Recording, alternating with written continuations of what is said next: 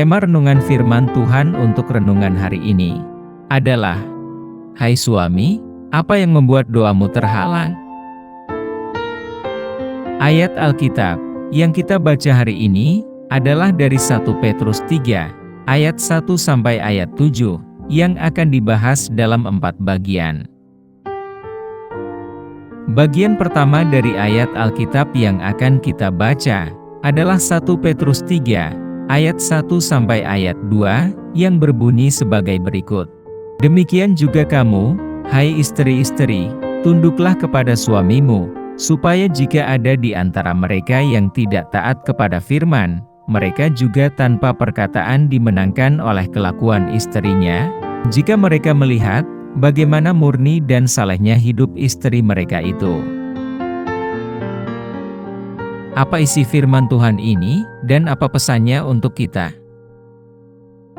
Seorang istri yang saleh diminta tunduk kepada suaminya. Ketundukan ini bukan sebagai balasan atas perilaku baik suami, melainkan karena perintah Allah, agar tatanan dalam rumah tertata dengan rapi. Doktrin ketundukan istri sangat relevan bagi wanita yang sudah menikah pada abad pertama, khususnya bagi para pengikut Yesus. Saat itu banyak istri yang menjadi percaya dan mengikuti Yesus, sementara suaminya belum beriman. Sehingga timbul pertanyaan sebagai berikut, haruskah aku meninggalkan suamiku? Atau, haruskah aku mengambil posisi yang lebih tinggi dari suami, karena statusku sekarang berada di dalam Yesus? Dalam budaya dunia kuno, hampir tidak terpikirkan bagi seorang istri untuk mengikuti agama yang berbeda dari suaminya.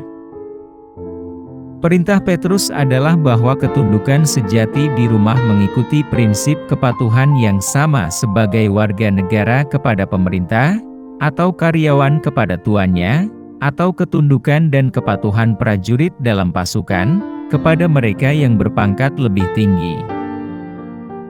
Ketundukan tidak hanya tindakan, tetapi juga hati, seperti yang ditunjukkan oleh penyerahan hati Yesus kepada rencana Allah Bapa.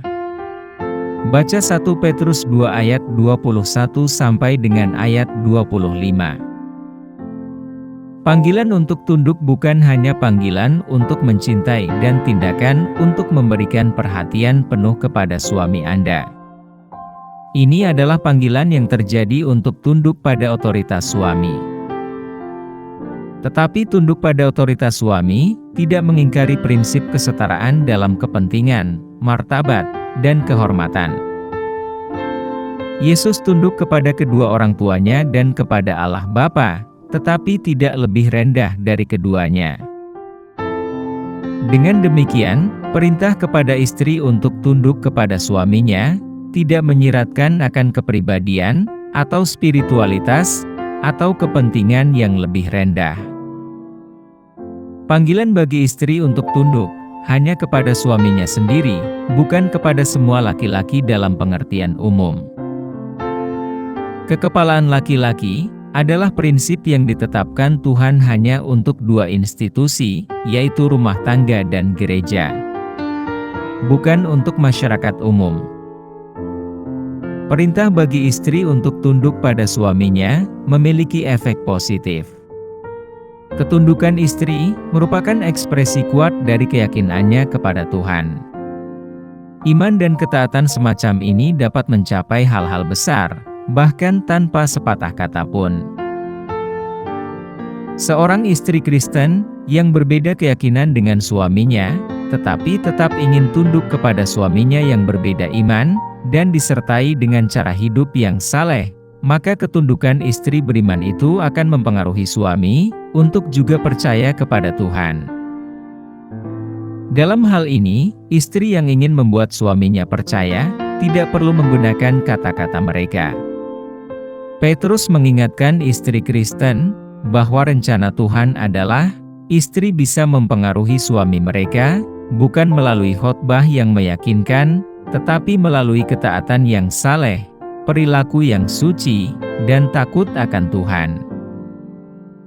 Ketertarikan perilaku tunduk seorang istri bahkan kepada suami yang tidak beriman, menunjukkan bahwa Allah telah menulis kebenaran dan keindahan peran yang berbeda, untuk memasukkan kepemimpinan atau kekepalaan laki-laki dalam keluarga, dan penerimaan dan tanggapan perempuan terhadap kepemimpinan itu. Seorang suami yang tidak beriman, yang melihat perilaku istrinya, jauh di lubuk hatinya akan merasakan kemuliaan Tuhan, melalui perilaku istrinya. Di dalam hatinya ada kesaksian bahwa ini benar. Begitulah Allah menghendaki laki-laki dan perempuan berhubungan sebagai suami sebagai istri. Oleh karena itu, Injil yang diyakini istrinya haruslah ajaran yang benar dan murni. Bagian kedua dari ayat Alkitab yang akan kita baca adalah 1 Petrus 3 ayat 3 sampai ayat 4 yang berbunyi sebagai berikut. Perhiasanmu janganlah secara lahiriah, yaitu dengan mengepang-ngepang rambut, memakai perhiasan emas atau dengan mengenakan pakaian yang indah-indah. Tetapi perhiasanmu ialah manusia batiniah yang tersembunyi dengan perhiasan yang tidak binasa yang berasal dari roh yang lemah lembut dan tenteram, yang sangat berharga di mata Allah. Apa isi firman Tuhan ini, dan apa pesannya untuk kita? Sebagai wanita yang sangat menjunjung tinggi kecantikan, tentu diperbolehkan memiliki perhiasan. Tapi, jangan sampai perhiasan Anda hanya dari luar. Bagi seorang istri Kristen yang saleh, perhiasan luar tidak akan berlebihan, dan lebih memperhatikan dan menekankan keutamaan perhiasan di dalam dirinya. Petrus tidak melarang seorang wanita untuk menata rambutnya, atau memakai perhiasan. Namun, kecantikan sejati tersembunyi di dalam hati. Kecantikan batin ini tidak membutuhkan perhiasan atau riasan. Ini adalah sesuatu yang Anda miliki. Kecantikan batin seorang wanita saleh tidak bisa rusak. Ini berarti bahwa itu tidak bertambah buruk seiring bertambahnya usia. Di sisi lain, kecantikan yang tidak dapat binasa hanya menjadi lebih baik seiring bertambahnya usia, dan memiliki nilai yang jauh lebih besar daripada kecantikan yang berasal dari rambut, perhiasan, atau pakaian. Petrus menggambarkan karakter kecantikan sejati, adalah jiwa yang lembut, anggun dan sabar. Sifat-sifat karakter ini sangat berharga di mata Tuhan. Bagian ketiga dari ayat Alkitab yang akan kita baca adalah 1 Petrus 3 ayat 5 sampai ayat 6 yang berbunyi sebagai berikut. Sebab demikianlah caranya perempuan-perempuan kudus dahulu berdandan, yaitu perempuan-perempuan yang menaruh pengharapannya kepada Allah, mereka tunduk kepada suaminya, sama seperti Sarah taat kepada Abraham dan menamai dia tuannya. Dan kamu adalah anak-anaknya, jika kamu berbuat baik dan tidak takut akan ancaman. Apa isi firman Tuhan ini, dan apa pesannya untuk kita? Dengan memberikan contoh kepatuhan Sarah kepada Abraham, Petrus ingin menyatakan bahwa dia tidak mengajarkan sesuatu yang baru, tetapi sesuatu yang dipraktikkan oleh wanita suci di masa lalu. Tunduk pada suami mereka, dan tidak percaya pada perhiasan luar mereka, mereka akan menjadi seperti wanita suci di zaman dahulu, yang percaya kepada Tuhan. Mereka akan dengan kuat menunjukkan iman mereka. Seorang istri Kristen memiliki pilihan, mempercayai kemampuannya sendiri untuk lebih mempengaruhi dan mengendalikan suaminya, atau lebih mempercayai Tuhan, dengan tunduk kepada suaminya dan menjalani kehidupan yang saleh. Anda juga dapat memilih untuk lebih mempercayai kecantikan luar dan perhiasan Anda, atau Anda dapat mempercayai Tuhan dan menumbuhkan jiwa yang lembut dan tenang. Semua kembali kepada kepercayaan Anda kepada Tuhan. Adalah mungkin untuk mematuhi seseorang tanpa menunjukkan kehormatan yang merupakan bagian dari penyerahan diri. Tetapi Sarah menunjukkan ketundukan sejati dengan memanggil tuannya kepada Abraham. Ketundukan pada otoritas suami akan tercermin dalam banyak kata dan tindakan setiap hari, yang mencerminkan rasa hormat terhadap kepemimpinannya, dan pengakuan akan tanggung jawab terakhirnya. Bagian keempat dari ayat Alkitab yang akan kita baca adalah 1 Petrus 3, ayat 7, yang berbunyi sebagai berikut. Demikian juga kamu, hai suami-suami, hiduplah bijaksana dengan istrimu, sebagai kaum yang lebih lemah. Hormatilah mereka sebagai teman pewaris dari kasih karunia, yaitu kehidupan, supaya doamu jangan terhalang. Apa isi firman Tuhan ini, dan apa pesannya untuk kita? Kehidupan suami istri merupakan hubungan timbal balik. Ketika Tuhan meminta seorang istri untuk tunduk pada suaminya, Tuhan juga meminta tanggapan yang seimbang dari suaminya. Seorang suami yang taat akan tinggal bersama istrinya. Dia tidak hanya berbagi tempat tinggal, tetapi dia benar-benar tinggal dan menyatu dengannya. Dalam hal ini Petrus mengakui inti ajaran Paulus tentang pernikahan dalam Efesus pasal 5, bahwa seorang suami harus mengasihi istrinya seperti dirinya sendiri. Barang siapa mencintai istrinya, berarti mencintai dirinya sendiri. Baca Efesus 5 ayat 28.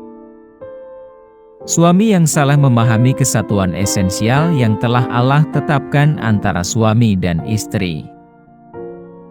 Seorang suami yang saleh wajib menjalankan tugas penting, yaitu memahami istrinya. Dengan mengenalinya dengan baik, dia dapat menunjukkan cinta kepada istrinya jauh lebih efektif. Seorang suami yang saleh tahu bagaimana membuat istrinya merasa terhormat. Meski istri tunduk padanya, ia wajib menjaga agar istrinya tidak merasa menjadi pegawai di bawah bos yang harus dihormati sepihak. Dalam menghormati istri, kata Yunani kuno untuk istri adalah kata langka, yang secara harfiah berarti feminin. Hal ini menunjukkan bahwa sifat feminin seorang wanita harus mendorong suaminya untuk menghormatinya. Ini adalah ajaran radikal, bahkan di era dan tempat di mana Petrus tinggal. Dalam budaya kuno saat itu, seorang suami memiliki hak mutlak atas istrinya dan istri hampir tidak memiliki hak dalam pernikahan. Di dunia Romawi, jika seorang pria memergoki istrinya melakukan perzinahan, dia bisa membunuhnya di tempat. Tetapi di sisi lain, jika seorang istri memergoki suaminya berselingkuh, dia tidak bisa berbuat apa-apa. Hanya tugas dan kewajiban dalam perkawinan yang dipercayakan kepada istri. Karena itulah ajaran Petrus dianggap radikal, yaitu bahwa suami memiliki tugas dan kewajiban yang telah Allah tetapkan bagi istrinya. Seorang suami yang saleh mengakui pasangannya tidak hanya sebagai istrinya, tetapi juga sebagai saudara perempuannya di dalam Yesus. Bagian dari warisan mereka di dalam Tuhan hanya diwujudkan dalam persatuan mereka sebagai suami dan istri. Hal ini untuk mengingatkan para suami bahwa meskipun mereka telah diberikan otoritas yang besar dalam pernikahan, istri mereka masih setara dengan mereka dalam hak-hak spiritual dan dalam kepentingan kekal. Kedudukan suami istri adalah ahli waris bersama. Jika seorang suami gagal untuk hidup sebagai suami yang saleh, untuk menghormati istrinya, itu akan memiliki konsekuensi spiritual, yaitu terhalangnya doanya kepada Tuhan. Ketakutan akan doa yang terhalang akan memotivasi para suami Kristen untuk mengasihi dan merawat istri mereka sebagaimana mestinya. Hanya saja hal ini tidak berlaku bagi pria Kristen yang tidak menghargai manfaat doa, sehingga peringatan Rasul Petrus mungkin tidak cukup untuk memotivasi mereka. Apa yang harus kita terapkan dalam kehidupan kita?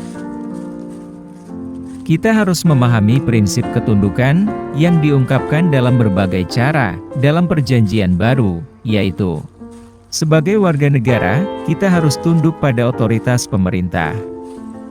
Baca Roma 13 ayat 1 dan 5, Titus 3 ayat 1, dan 1 Petrus 2 ayat 13. Sebagai anggota gereja, kita harus tunduk kepada pemimpin gereja kita. Baca 1 Korintus 16 ayat 15 dan ayat 16, dan 1 Petrus 5 ayat 5. Sebagai seorang istri, kita harus tunduk pada suami kita. Baca Kolose 3 ayat 18, Titus 2 ayat 5, 1 Petrus 3 ayat 5, dan Efesus 5 ayat 22 sampai ayat 24. Sebagai gereja, kita harus tunduk kepada Yesus. Baca Efesus 5 ayat 24. Sebagai pelayan, kita harus tunduk pada Tuhan kita. Baca Titus 2 ayat 9, 1 Petrus 2 ayat 18. Sebagai orang Kristen, kita harus tunduk kepada Tuhan. Baca Ibrani 12 ayat 9, Yakobus 4 ayat 7. Ketundukan kita sebagai istri kepada suami harus dibuktikan dengan rasa hormat yang tinggi. Di sisi lain, sebagai suami, kita harus dengan bijak memahami keberadaan istri kita, apa yang dia sukai dan apa yang tidak dia sukai, apa kelebihannya dan apa kekurangannya. Dengan pemahaman ini, kita akan dapat membuat istri kita terhormat di hadapan Tuhan dan manusia. Doa hari ini. Tuhan Yesus, kami berterima kasih atas persatuan dalam keluarga kami. Kami berdoa agar Tuhan dapat membantu keluarga kami terus hidup dalam harmoni dan selalu mengedepankan sikap tidak mementingkan diri sendiri di antara kami sendiri. Biarkan cinta kasih Tuhan melunakkan hati kami dan membuka mata kami untuk anugerah indah yang Tuhan sediakan di hadapan kami. Ampuni kami jika menganggap remeh berkat-berkat Tuhan. Kami mohon restu dan perlindungan MU. Dalam nama Yesus, kami telah berdoa.